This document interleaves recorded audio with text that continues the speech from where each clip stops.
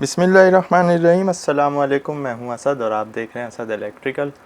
जैसा कि last video में हमने डिस्कस किया था जनरेटर की नेम प्लेट के हवाले से कि उसकी जो नेम प्लेट होती है उस पर जो रेटिंग मेंशन होती है उसमें क्या क्या चीज़ें होती हैं, और हमने ये भी कहा था कि नेक्स्ट वीडियो में हम डिस्कस करेंगे कि कौन कौन से इन्वायरमेंटल फैक्टर्स होते हैं जो हमारे जनरेटर की रेटिंग पर अफेक्ट हो रहे होते हैं, यानी कि असरअंदाज हो रहे होते हैं, जिससे हमारे जनरेटर की जो रेटिंग है उस पर फ़र्क आ रहा होता है। तो ये जो इन्वायरमेंटल फैक्टर्स हैं ये बेसिकली डिरेट कर रहे होते हैं हमारे जनरेटर की पावर को, यानी कि उसकी जो रेटिंग है जो मेंशन की हुई है या जो डिज़ाइन रेटिंग है उससे वो डिरेट हो रही होती है, यानी कि ड्रॉप हो रही होती है। इसको हम कह सकते हैं कि रिड्यूस हो रही होती है। तो यहाँ पर जो हम जिक्र कर रहे हैं वो जेन सेट का कर रहे हैं, सिर्फ अल्टरनेटर का नहीं कर रहे। तो जेन सेट में दोनों चीज़ें शामिल हैं, हमारा जनरेटर यानी कि अल्टरनेटर और इंजन।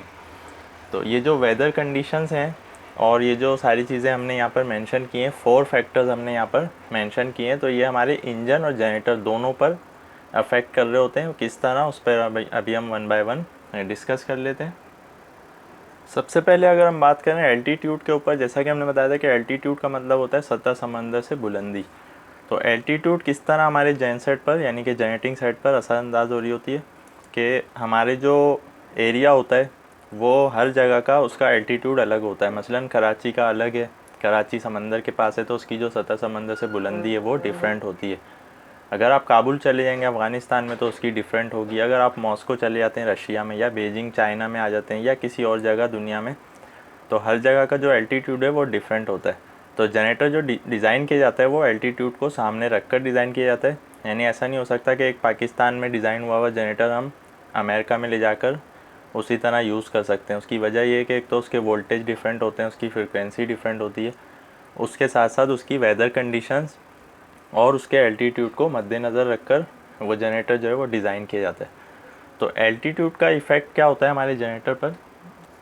तो अगर एल्टीट्यूड हाई होगा जिस जगह पर, तो वहाँ पर हमारा जो एयर का प्रेशर है वो रिड्यूस हो जाता है, यानी कि कम हो जाता है। तो higher altitude reduce air pressure, air pressure जिसको हम एटमॉस्फेरिक प्रेशर कहते हैं अपने इंजन की लैंग्वेज में। तो एटमॉस्फेरिक प्रेशर जो है वो एल्टीट्यूड के हिसाब से कम ज़्यादा होता है। तो जहाँ पर भी हमारा एल्टीट्यूड यानी कि सतह समंदर से बुलंदी उस एरिया की जितनी ज़्यादा ऊपर की तरफ होगी, वहाँ पर हमारा जो एयर प्रेशर है वो रिड्यूस हो जाएगा। अब एयर प्रेशर रिड्यूस होने से क्या नुकसान होगा हमारे इंजन या जनरेटर साइड पर? Low air pressure means higher temperature. तो आप देख सकते हैं कि जहाँ पर भी हमारा एयर का प्रेशर कम होगा वहाँ पर हमारा टेम्परेचर इंक्रीज़ होगा। उसकी रीज़न क्या है? उसकी रीज़न ये है कि एयर जो है वो डिसिपेट करती है हमारी हीट को, यानी कि गर्मी को ख़त्म करने के लिए या कम करने के लिए हवा इस्तेमाल होती है। अब जहाँ पर हवा कम हो जाए वहाँ पर ऑटोमेटिकली गर्मी हो जाती है, यानी कि टेम्परेचर इंक्रीज़ हो जाता है। तो जहाँ पर भी हायर एल्टीट्यूड होगा वहाँ पर एयर का प्रेशर ड्रॉप हो जाएगा, यानी कि एटमॉस्फेरिक प्रेशर कम होगा, जिसकी वजह से लो एयर प्रेशर होने की वजह से हमारा जो टेम्परेचर है वो इंक्रीज़ होगा। तो टेम्परेचर इंक्रीज़ होना ना तो हमारे इंजन के लिए सही होता है ना जनरेटर के लिए। इंजन में उसके जो टेम्परेचर्स होते हैं, जो उसके कूलेंट टेम्परेचर हो गया, इसी तरह उसके जो दूसरे पैरामीटर्स हैं उन सब पर उसका इम्पैक्ट आने लगता है, जिसकी वजह से वो ओवर टेम्परेचर की तरफ जाने लगता है इंजन। और अगर हम अल्टरनेटर की साइड पे बात करें तो उसकी वाइंडिंग्स जो हैं वो हीटअप होने लगती हैं। वो ऑलरेडी जब ऑन लोड चल रहा होता है तो वो हीटअप होती हैं, लेकिन एयर प्रेशर ड्रॉप होने से वहाँ पर चूँकि एक जो उसका सराउंडिंग का टेम्परेचर है वो बढ़ेगा, जिसकी वजह से हमारे जो जनरेटर का एक स्पेसिफाइड टेम्परेचर है वो उससे ऊपर हो जाएगा। तो यहाँ पर ओवर टेम्परेचर के प्रॉब्लम्स आने लगते हैं। तो हायर एल्टीट्यूड का एक तो ये प्रॉब्लम है, इसकी वजह से जो है ये इम्पैक्ट आता है हमारे जनरेटर के ऊपर। अब हम बात करते हैं टेम्परेचर के ऊपर। अगर हम टेम्परेचर की बात करें तो जो हमारा जेनसेट होता है उस पर टेम्परेचर के दोनों तरह से इम्पैक्ट आता है, यानी कि टेम्परेचर लो होने की वजह से उसके अलग प्रॉब्लम्स हैं, हाई होने की वजह से उसके अलग प्रॉब्लम है। तो जो भी हमारा इंजन या जनरेटर सेट होता है वहाँ पर उसको एक स्पेसिफाइड टेम्परेचर पर चलना होता है, वहाँ पर उसको मेंटेन रखना होता है। यही वजह है कि ना वो अपनी लिमिट से एक्सीड करना चाहिए, वरना वो हाई टेम्परेचर की तरफ जाएंगे वहाँ पर जो पैरामीटर्स हैं, और ना वो लो की तरफ जाए कि वहाँ पर दूसरे प्रॉब्लम स्टार्ट हो जाएं।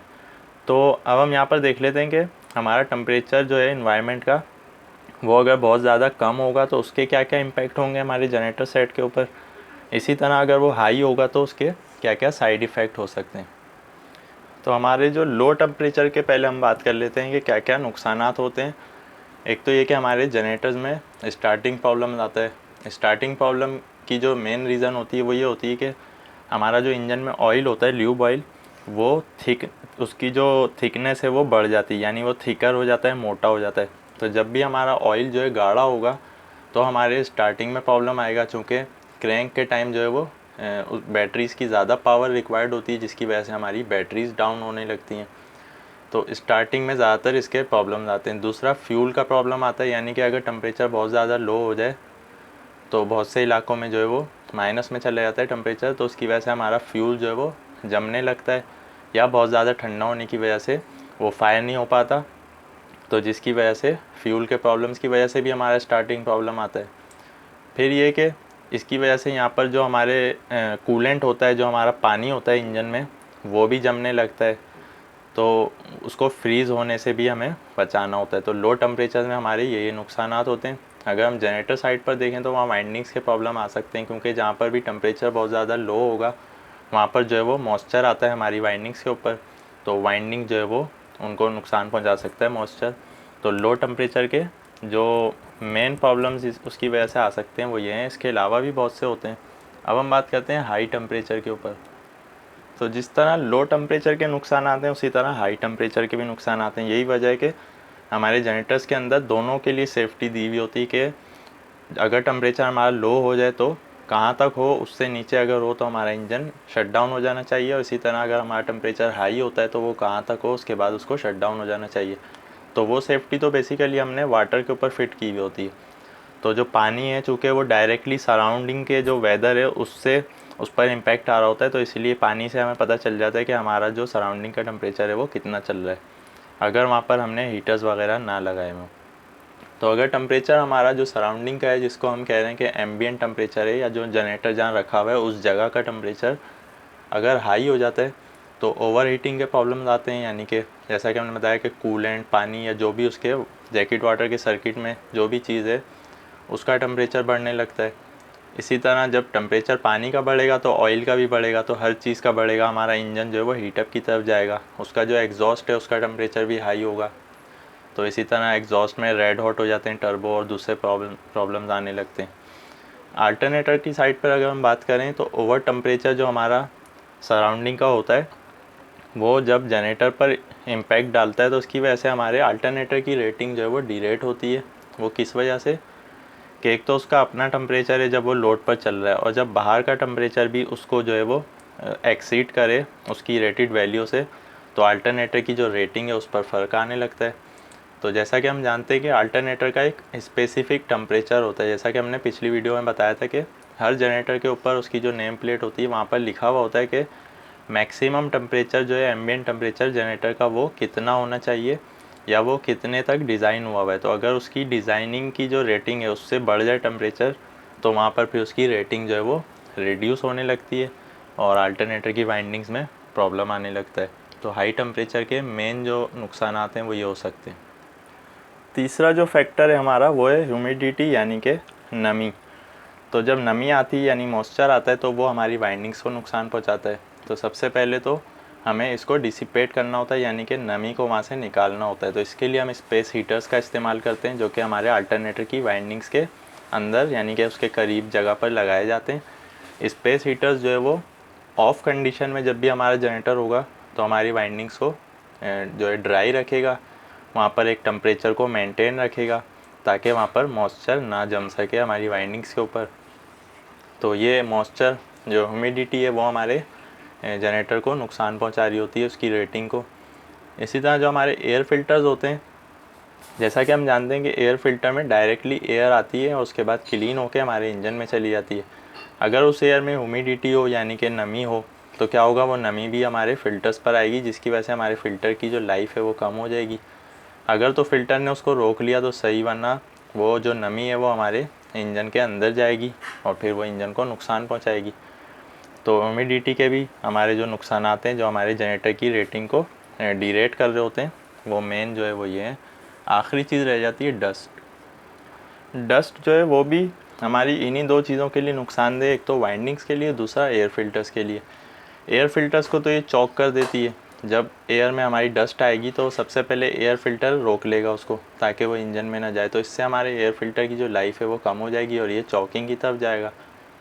दूसरा, जब डस्ट और ह्यूमिडिटी दोनों मिल जाएं तो ये क्या करते हैं, ये हमारी वाइंडिंग्स को नुकसान पहुंचाते हैं।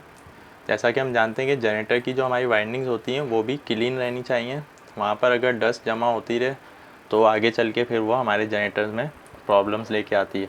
और अगर वो डस्ट जमा हो जाए और उसके ऊपर जो है वो नमी आ जाए, ह्यूमिडिटी आ जाए, जिसकी वजह से हमारी वाइंडिंग्स जो है वो उनके लिए ख़तरा हो जाता है और वहाँ पर शॉर्ट सर्किट का ख़तरा पैदा हो जाता है। तो इसी तरह हमारे जनरेटर की रेटिंग्स पर और चीज़ें भी इम्पैक्ट डाल रही होती हैं, लेकिन जो मेन फैक्टर्स हैं वो ये हैं कि एल्टीट्यूड, टेम्परेचर, ह्यूमिडिटी और डस्ट। तो ये मेन 4 रीज़न्स थी जिन पर हम डिस्कस कर रहे थे। तो उम्मीद है आज की वीडियो आपको पसंद आई होगी। कोई भी आपका क्वेश्चन है आप कमेंट में पूछ सकते हैं। इंशाल्लाह नेक्स्ट वीडियोज़ में हम थोड़े से कैलकुलेशंस के ऊपर जाएंगे कि जनरेटर्स की जो रेटिंग्स होती हैं केवीए, किलोवाट, उनसे एम्पेयर्स किस तरह हासिल किए जाते हैं। इसी तरह अगर हमें एम्पेयर्स मालूम हो तो जनरेटर की रेटिंग किस तरह मालूम की जाती है, तो कुछ वीडियोस हम फार्मूले और कैलकुलेशंस के ऊपर बनाएंगे। तो उसके हवाले से भी कोई भी आपका क्वेश्चन है आप कमेंट में छोड़ सकते हैं। वीडियो पसंद आने की सूरत में लाइक करें। नेक्स्ट वीडियो तक के लिए इजाज़त दीजिए। अल्लाह हाफिज़।